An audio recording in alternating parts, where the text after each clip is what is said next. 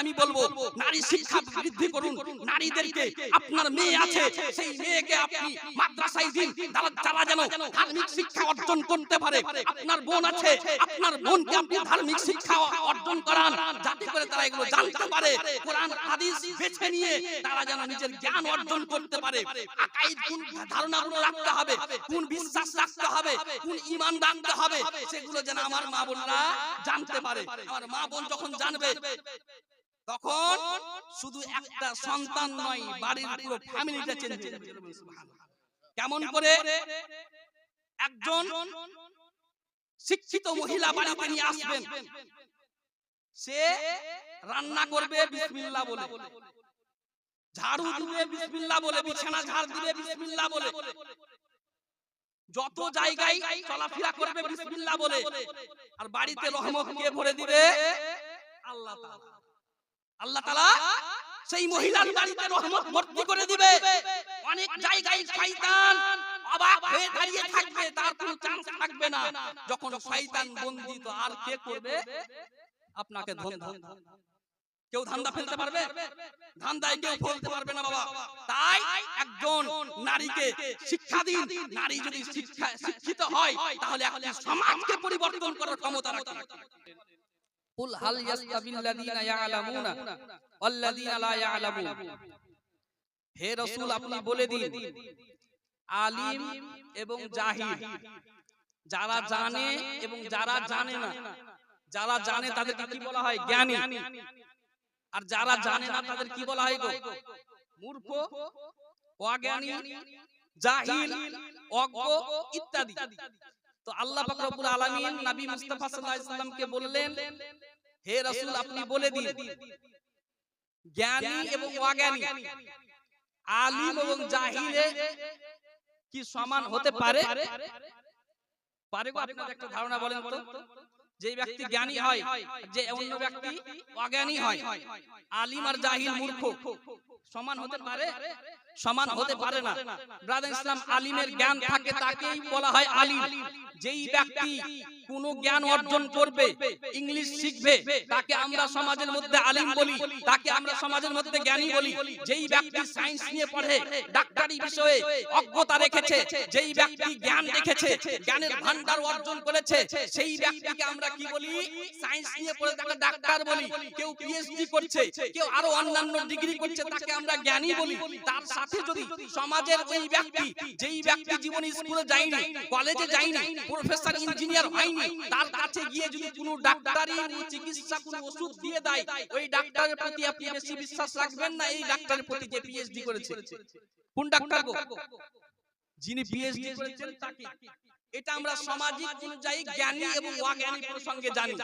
কোরআন মাজিদের মধ্যে আল্লাহ পাক বললেন, এই ডাক্তারি বিশ্লেষণ শুধু নয়, কোরআন মাজিদের মধ্যে আপনার ধার্মিক শিক্ষার সাথে সাথে ডাক্তারি শিক্ষাও আপনার যথেষ্ট রয়েছে। আপনার কোরআন শিক্ষার সাথে সাথে এই শিক্ষার মাধ্যমে আদব সব অভ্যাস কেমন করে আমাদের আপ্যায়ন করতে হবে, এই প্রসঙ্গ ব্যাখ্যা করা হয়েছে। তাই ব্রাদার ইসলাম, যেই ব্যক্তি কোরআনের জ্ঞানী, যেই ব্যক্তি হাদিসের জ্ঞানী, এবং যেই ব্যক্তি কোরআন জানলো না, হাদিসের শিক্ষা অর্জন করলো না, এই দুইজন ব্যক্তি এক হতে পারে না। কোরআন মাজিদের মধ্যে আল্লাহ পাক সূরাতুত তাহরিম আয়াত নাম্বার 6 এর মধ্যে বলছেন, ইয়া আইয়ুহাল্লাযীনা আমানু কু আনফুসাকুম ওয়া আহলিকুম নারা। হে ঈমানদারগণ, সর্বপ্রথমে তোমরা নিজে বাঁচো, তারপর তোমার পরিবার বর্গকে বাঁচাও। কোথা থেকে? বিশ্বনবী সাল্লাল্লাহু আলাইহি সাল্লাম, আল্লাহ পাক রব্বুল আলামিন বললেন নারা, অর্থাৎ জাহান্নাম হইতে। ব্রাদার ইসলাম, আমি আপনি যদি জাহান্নাম থেকে বাঁচতে চাই, তাহলে আমাকে আপনাকে কি করতে হবে? শরীয়ত অনুযায়ী চলতে হবে। শরীয়ত অনুযায়ী কোন ব্যক্তি যদি চলার চেষ্টা করে, সে কি চলতে পারবে? উদাহরণস্বরূপ, একজন ডাক্তার বলছেন এভাবে ঘুমাতে হয় না, এভাবে চলতে হয় না, খাওয়ার পর এভাবে বসতে হয় না, হেঁটে বেড়াতে হয়। এগুলো সে কিভাবে বলছে? জ্ঞান অর্জন করার পর বলছে না, পড়াশোনা করার পর। ওই রকমই আমি আপনি যদি ধর্ম অনুযায়ী ইসলামিক অভ্যাস, চরিত্র, কালচারকে যদি আপ্যায়ন করতে চাই, বাড়িতে বসে থেকে কোরআন হাদিস না পড়ে কি আমি জ্ঞানী হতে পারবো? কোরআন হাদিসের অনুযায়ী কি আমি নিজের জীবনকে অতিবাহিত করতে পারবো? ব্রাদার ইসলাম, যখন আল্লাহ পাক বললেন তোমরা সবাই বাঁচো, নিজে নিজে বাঁচো, নিজে বাঁচার পরে নিজের পরিবার বর্গকে বাঁচাও। কোথা থেকে? জাহান্নাম থেকে।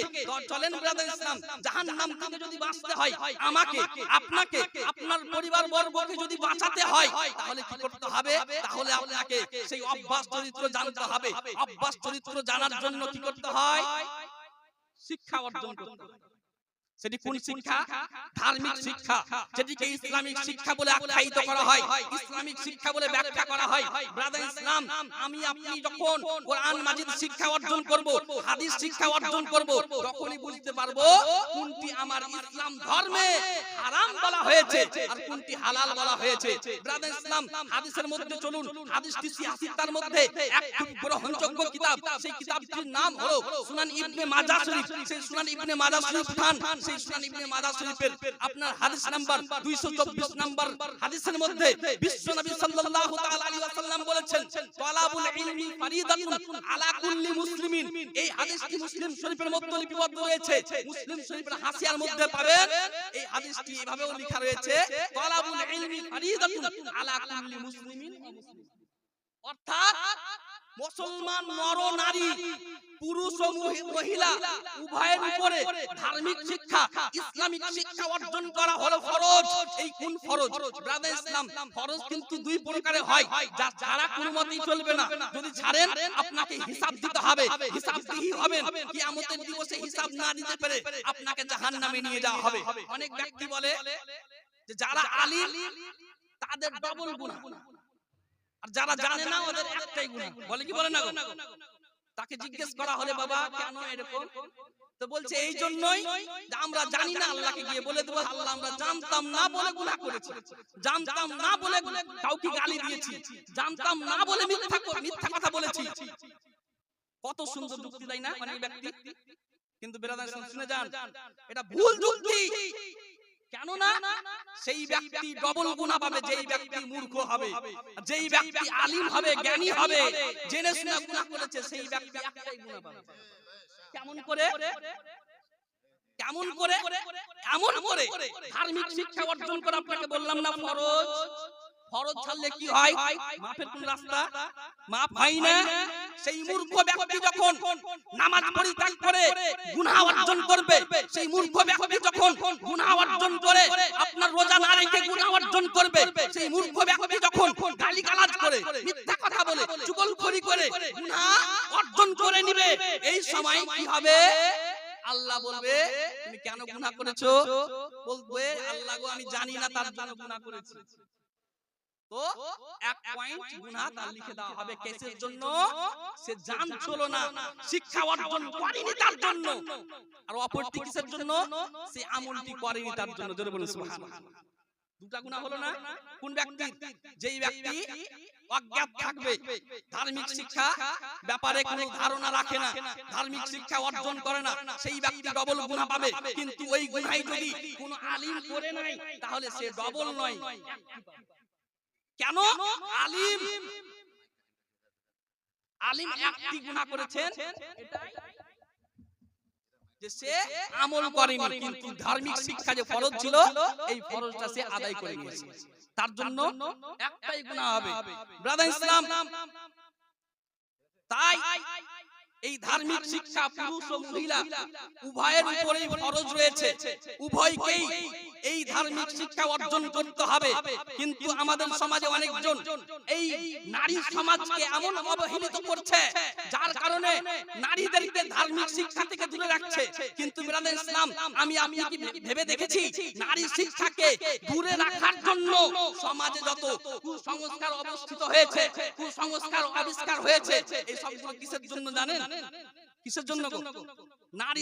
নারীদেরকে ধার্মিক শিক্ষা থেকে দূরে রাখার জন্য। আজ আমরা কি করেছি? আমাদের সমাজে চলতে চলতে এমন কিছু দেখা যায় যেগুলো হাদিস কোরআনে পাই না। আমার একজন শিক্ষককে জিজ্ঞেস করেছিলাম, হুজুর এগুলো যে সব করছে এগুলো হাদিসে নাই, কোরআনে নাই, করে কেন? এগুলো আবিষ্কার হলো কেমন করে? সে বলেছিল আমাকে উত্তরে যে এটা একটা আলাদা হাদিস, যে হাদিসটার নাম হলো বুড়া বুড়ি। আগের যুগে এখনকার যুগে বুড়া বুড়িরা ডান্স করছে, রিলস বানাচ্ছে, ফেসবুকে, ইনস্টাগ্রামে ব্যস্ত থাকছে, কিন্তু আগের বুড়া বুড়িদের কাছে মোবাইল ছিল না। একসাথে বসে গেল, বসে গিয়ে বলছে অমুকের বেটা অ্যাক্সিডেন্ট হয়ে গেছে। কেন? ওই যে রাস্তা দিয়ে যাচ্ছিল, তার মোটর সাইকেল বা সাইকেলের সামনে দিয়ে বিড়াল কেটে গেছে, তার জন্য। ওই যে বিড়াল যদি এবার থেকে বাইকের আগা দিক দিয়ে বা সাইকেলের আগা দিক দিয়ে কেটে যায়, তাহলে অবশ্যই কি করবে? 3 বার বা 4 বার পিছনে ডাক দিয়ে তারপর আগে বাড়বে, তাহলে কিছু হবে না। বলে কি বলে না? হাদিস কোরআনে কোন জায়গা আছে? এই কথার কোন জায়গা আছে? মুফতিয়ান এজাম আছে, সকলের সম্মুখে আমি বলছি, কোন জায়গা নেই। এগুলো কথা ভিত্তিহীন কথা, কুসংস্কার কথা। বিড়াল যদি কোন সাইকেলের সামনে দিয়ে চলে যায়, অমঙ্গল ঘটবে। বিড়াল যদি কোন বাইকের আগা দিক দিয়ে চলে যায়, অমঙ্গল ঘটবে। বিড়াল যদি কোন 4 চাকার আগা দিক দিয়ে আপনার চলে যায়, তাহলে অমঙ্গল ঘটবে। কুসংস্কার জিনিস এগুলো, কোরআন হাদিসের কোনো কথা নয়। তাই ইব্রাহিম ইসলাম এবার থেকে যদি বিড়াল আপনার রাস্তার কেটে যায়, আপনার গাড়ির সম্মুখে দিয়ে চলে যায়, পার হয়ে যায়, তাহলে আপনি কি করবেন? বেশি বেশি করে আরো আগে বাড়বেন, পিছে হঠাৎ চেষ্টা করবেন না। কেননা এটা বুড়া বুড়িদের আগে কেউ বানিয়ে দিয়েছিল, ওটাই চলতে আছে। আমরাও আর শিক্ষিত সমাজ হয়েও কি করছি? আমল করতেই আছি, তাই না? এই রকম যদি কেউ বিশ্বাস করেন, তাহলে সেই ব্যক্তি গুনাহগার হবেন। ব্রাদার ইসলাম, আজ আমাদের সমাজে যদি সেই মহিলাদেরকে শিক্ষা দিই, তাহলে এই সমস্ত কুসংস্কার থেকে বাঁচতে পারবো না? পারবো না গো। আরো বললে চন্দ্র তো যদি গ্রহণ লেগে যায়, সূর্যে যদি গ্রহণ লেগে যায়, তাহলে গর্ভবতী মহিলার পেটে যে বাচ্চা আছে তার নাকি ক্ষতি হয়ে যায়। জোরে বলুন নাউজুবিল্লাহ। বলে না? এগুলো শিক্ষা যদি সঠিক শিক্ষাটা আজ আমাদের মা বোনরা জেনে থাকে, তাহলে এগুলোর উপর আমল করবে? এগুলো কুসংস্কার মানবে না। ব্রাদার ইসলাম শুনে যান, কোন মহিলা যদি গর্ভের মধ্যে সন্তান থাকে, সন্ততি থাকে, আর চন্দ্র আপনার গ্রহণ হচ্ছে, সূর্য গ্রহণ হচ্ছে, এই মতো অবস্থায় সেই সন্তানের কোনো ক্ষতি হয় না, এবং সেই মায়েরও কোনো ক্ষতি হয় না। কিন্তু এগুলো বুঝাবে কে? কিভাবে বোঝানো যায়? এগুলো সংশোধন কিভাবে করা যায়? আমি বলবো, নারী শিক্ষা বৃদ্ধি করুন। নারীদেরকে, আপনার মেয়ে আছে, সেই মেয়েকে আপনি মাদ্রাসায় দিন, তারা যেন ধার্মিক শিক্ষা অর্জন করতে পারে। আপনার বোন আছে, আপনার বোনকে আপনি ধার্মিক শিক্ষা অর্জন করান, যাতে করে তারা এগুলো জানতে পারে। কোরআন হাদিস বেছে নিয়ে তারা যেন নিজের জ্ঞান অর্জন করতে পারে। আকাইদ কোন ধারণাগুলো রাখতে হবে, কোন বিশ্বাস রাখতে হবে, কোন ঈমান রাখতে হবে, সেগুলো যেন আমার মা বোনরা জানতে পারে। আমার মা বোন যখন জানবে, তখন শুধু একটা সন্তান নয়, বাড়ির পুরো ফ্যামিলিটা চেঞ্জ হয়ে যাবে। কেমন করে? একজন শিক্ষিত মহিলা বাড়িতে নিয়ে আসবেন, সে রান্না করবে বিসমিল্লাহ বলে, ঝাড়ু দিবে বিসমিল্লাহ বলে, বিছানা ঝাড় দিবে বিসমিল্লাহ বলে, যত জায়গায় চলাফেরা করবে বিসমিল্লাহ বলে। আর বাড়িতে রহমত কে ভরে দিবে? আল্লাহ তাআলা। আল্লাহ তাআলা সেই মহিলার বাড়িতে রহমত ভর্তি করে দিবে। অনেক জায়গায় শয়তান অবাক হয়ে দাঁড়িয়ে থাকবে, তার কোনো চান্স থাকবে না। যখন শয়তান বন্দী, তো আর কে করবে আপনাকে ধান্দা? কেউ ধান্দা ফেলতে পারবে? ধান্দায় কেউ ফেলতে পারবে না বাবা। তাই একজন নারীকে শিক্ষা দিন। নারী যদি শিক্ষিত হয়, তাহলে একটা সমাজকে পরিবর্তন করার ক্ষমতা রাখে। শুধু একটি সন্তান নয়, একটি সন্ততি নয়, বরং একটি পরিবার, একটি সমাজকে পরিবর্তন করার সেই ক্ষমতা রাখবে। তাই ব্রাদার ইসলাম, সকলেই চেষ্টা করবেন নারীদেরকে শিক্ষা দেওয়ার। আমি এটা বলি না যে আপনাকে আলিমা বানাতে হবে, পাগড়ি দিতেই হবে। আমি এটা বলি যে যেটা আমার ফরজ আছে, হারাম হালাল আপনাকে চিনতে হবে, এই শিক্ষাটা অর্জন করা ফরজ রয়েছে।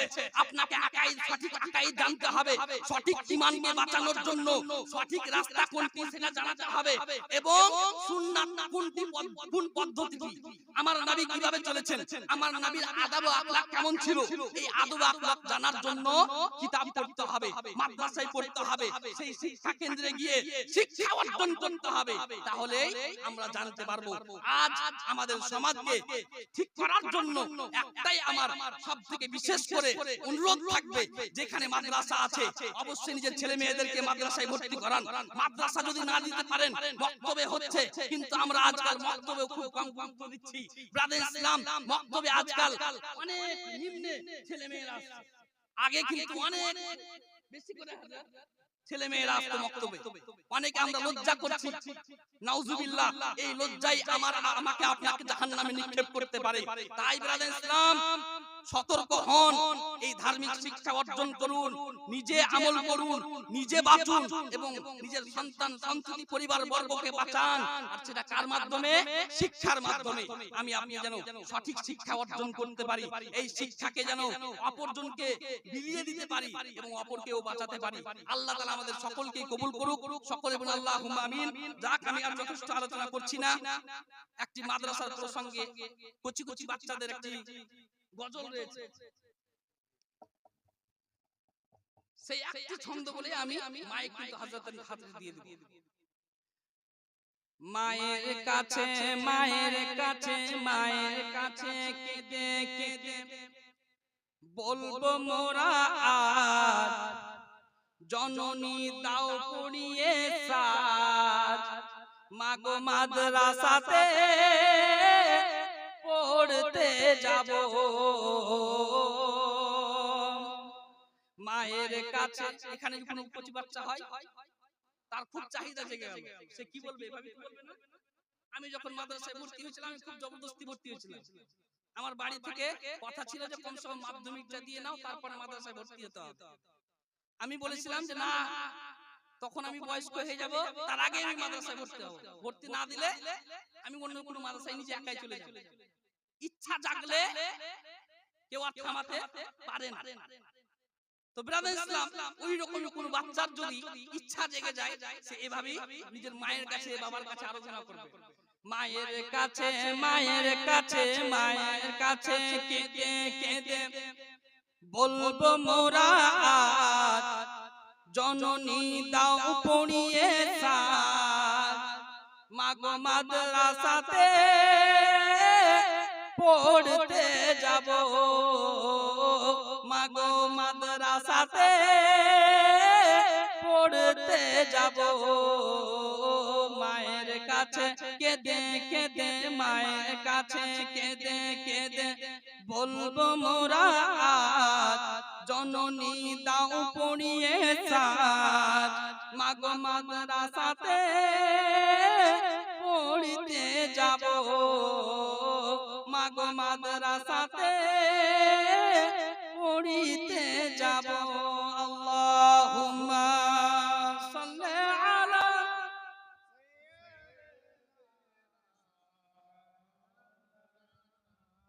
মুহাম্মাদ।